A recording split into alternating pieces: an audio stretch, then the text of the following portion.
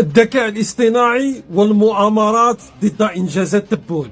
أروح تسمع أروح. لا حديث في ال 24 ساعة الأخيرة عند النظام الجزائري المعروف في الأوساط الدبلوماسية بنظام لا وزن لا هيبة لا مواقف، كما وصفه سيرجي لافروف لما رفض ملف انضمام الجزائر إلى البريكس بسبب الممارسات الكارثية للنظام الجزائري الذي جعل للأسف الجزائر بلدنا اليوم مزبلة حقيقية. حديث النظام الجزائري هو عن مؤامرة جديدة تستهدف التشكيك في إنجازات الرئيس المعين تبون بسبب فيديو نشره التلفزيون العمومي وشكك فيه اشخاص بالاخص هذا شوقي بن زهره، عفوا شوقي بن زهره هو انا.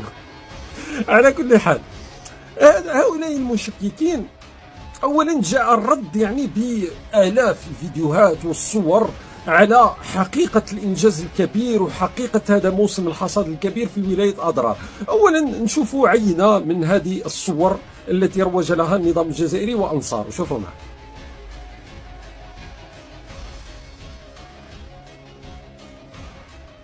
الله أكبر، هذه أمور كبيرة، هذه فيديو هذا رهيب، يعني هذه قوة ضاربة. لكن أنا كي شفت الفيديو تذكرت شيء ما.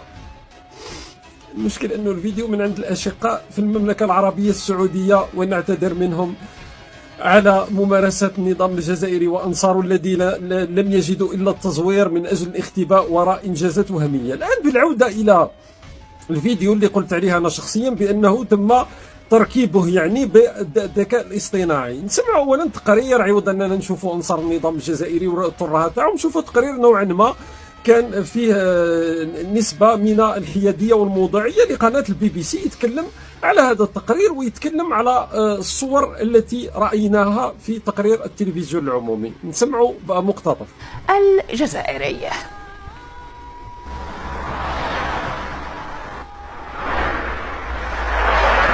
هذا واحد من الفيديوهات التي نشرها التلفزيون الجزائري هنا مثلا، يتضمن مؤثرات صوتية، وقد استخدم محرر الفيديو بعض أدوات التحرير مثل تسريع الفيديو وتصحيح الألوان. هنا قناة البي بي سي قالت لك مؤثرات صوتية وقالت لك فيها الأمور فيها شوية تلوين. لماذا فيها الامور تلوين، ولو انه بطبيعه الحال تقرير البي بي سي حاول انه يكون حيادي؟ القضيه بانه الصور التي رايناها في التقرير غير حقيقيه، يعني انه موجوده بعض الشاحنات، اكيد موجوده قافله، ولكن ليست بذلك الحجم. الطرق ليست بذلك الشكل، انك ربما تحاول تصور من زوايا معينه، تضيف موسيقى، لا. النظام الجزائري أضاف مؤثرات صوتية ربما من رسوم متحركة تقريبا على أنها شاحنات. التلوين تاع الطرقات أنت تضم نفسك في كاليفورنيا، لكن النظام نفسه لما أخرج فيديوهات يقول لك مواطن جزائري صور القافلة. راك تشوف الفارق، تشوف الفارق كيف الحالة تاع الطرقات، كيف الحالة حتى تاع الشاحنات. ولو تروح للفيديو في نهاية الفيديو اللي بثه التلفزيون العمومي راح تشوفوا هذا المقطع، والفيديو راه موجود، أنا مانيش نختلق منها من نفسي. تشوفوا بأنه أبسط شيء في تركيب الفيديو في المونتاج هو أنك تخلق من ترانزيسيون، تخلق انتقال بين صورة وأخرى. هم درجة الفبركة راكم تشوفوا الصورة كيفاش واضح بأنه كان هناك تلاعب بالصور. من أين لكم هذا أصلا أنه ولاية أضرار بهذا الشكل؟ في تقرير البي بي سي عرضوا أيضا تغريدة لجزائري يقول لك بأنه حالة الطرقات تقريبا تكون منعدمة الطرقات، والمقدمة بحكم عدم معرفتها بالبلد ظنت بأنه تعليق ساخر. حقيقة ولاية أضرار ما فيهاش طريق مزدوج، هو وعد منذ سنوات. حالة الطرقات كارثية، لما تروح تقترب من الواقع ينافي ما هو موجود. راني قلت انه تكون بعض المؤثرات، انه يكون تصوير من زوايا، تكون موسيقى، اوكي، لكن مش ترجع أضرار اللي هو واحدة من اكبر المزابل في الجزائر مثل ما هي كل الولايات الجزائرية تحت حكم النظام الجزائري. امر كارثي. رانا نتكلموا اصلا على نظام فيه من ممثل تاعو على الاقل الراس هو الرئيس المعين، اللي يقول لك راح يكون نسبة النمو تتجاوز 80%، راح نوصلوا 400 مليار دولار من الناتج الإجمالي.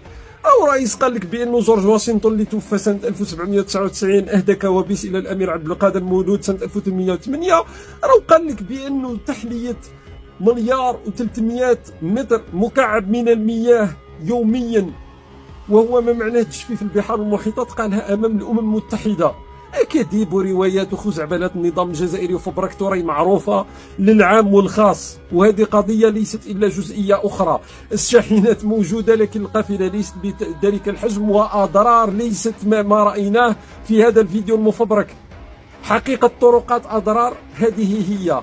يبقى أنه أهم شيء ما يتكلموش عليه أنه إنتاج القمح في ولاية أضرار في نهاية البوتفليقية وصل إلى 700,000 طن، الان راهو رايح 1,000,000 طن، اصلا ماهوش انجاز تاع الجزائر الجديده ولا تاع العهده هذه تاع تبون. وزاره الفلاحه الامريكيه اكدت بانه استيراد القمح في الجزائر سيرتفع في السنتين القادمتين. احنا من اكبر المستوردين للقمح في العالم، احنا بلد اللي فيه طوابير على الحليب، طوابير على السميد منذ اشهر ولا منذ سنوات قليله، طوابير على مواد اساسيه. جيت تقدمني اضرار على انها كاليفورنيا. لا حياه ولا حياء لمن تنادي، والله المستعان.